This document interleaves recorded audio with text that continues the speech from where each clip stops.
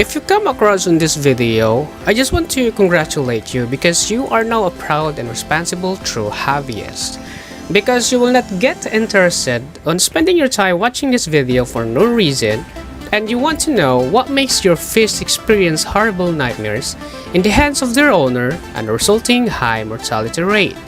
That's why this time we'll be discussing a few reasons about fish nightmares. Overcrowding. This is a recipe for bacterial blossom. By adding dozens of fish at once at your aquarium, you're placing an extremely high value load on the tank. That is, a whole lot of waste will be produced at once. Bacteria will feed upon this waste and grow to unnaturally large numbers, which is no good for the health of the fish. And having said that, your fish will start to feel stress and resulting them to die. It is best to start with a few of them, and as the weeks go on, slowly increase the number of fish in your tank. And for guppy fish, it is best to follow the rule of 1 guppy fish per gallon. But if you try to double the quantity due to some circumstances, then make sure to do the water change by 30% every week. Not enough partial water change. The solution to pollution is dilution.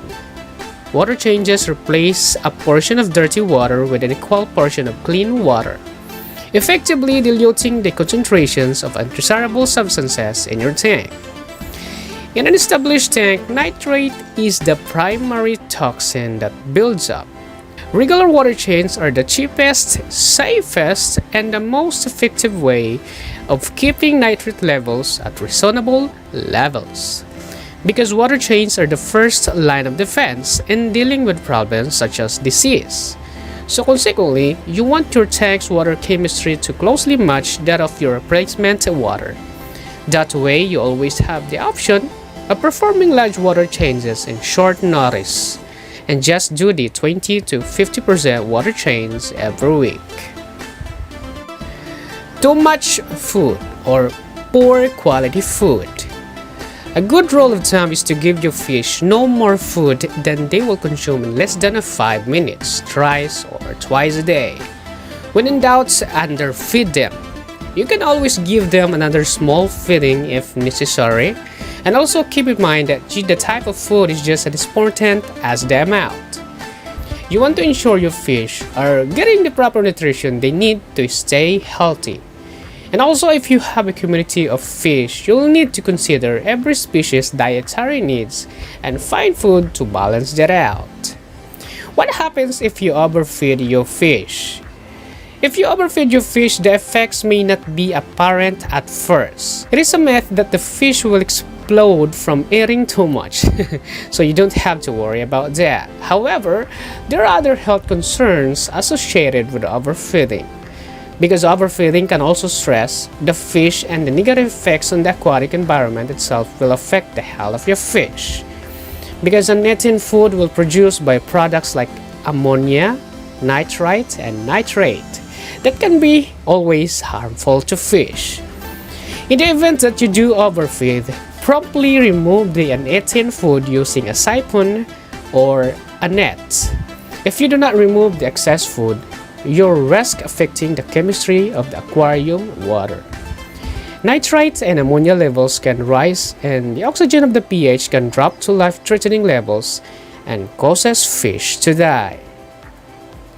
Shops selling the wrong types of fish to go together. Not all fish get along, of course, so ask your fellow pet lovers to help finding a reputable aquatic shops like Pet Safari.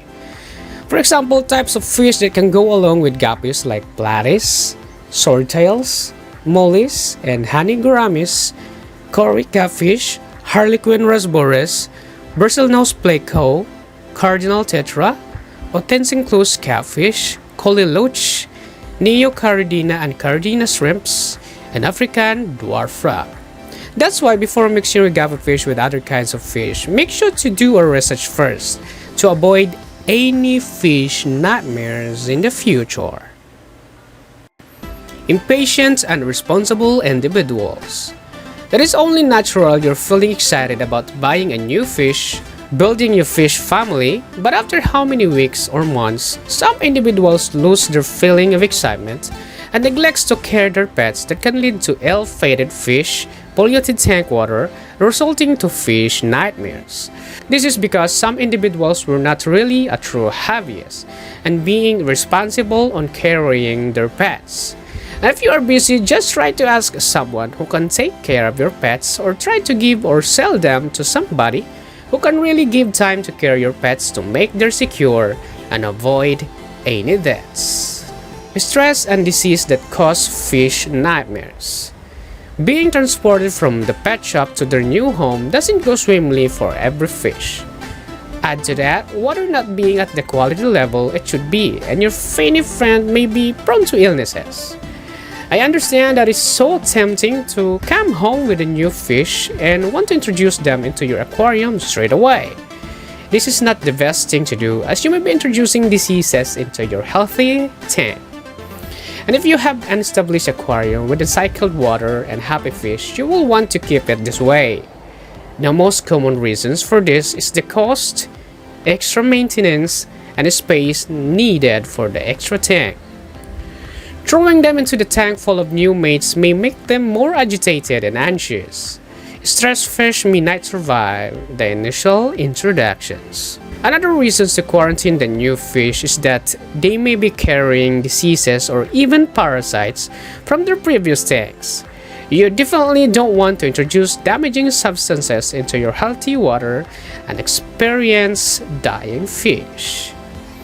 Place a newly purchased fish into the separate tank and treat them with stress out or using tetracycline, 20 gallons per capsule, just like that, and leave for several weeks and monitor their health, or your fish should preferably be in quarantine from 2 to 4 weeks before introducing them into your community aquarium in order to take time to treat them for any diseases that maybe possibly have, and give them time to acclimatize at least 15 to 20 minutes before opening the plastic bag. Noise pollution.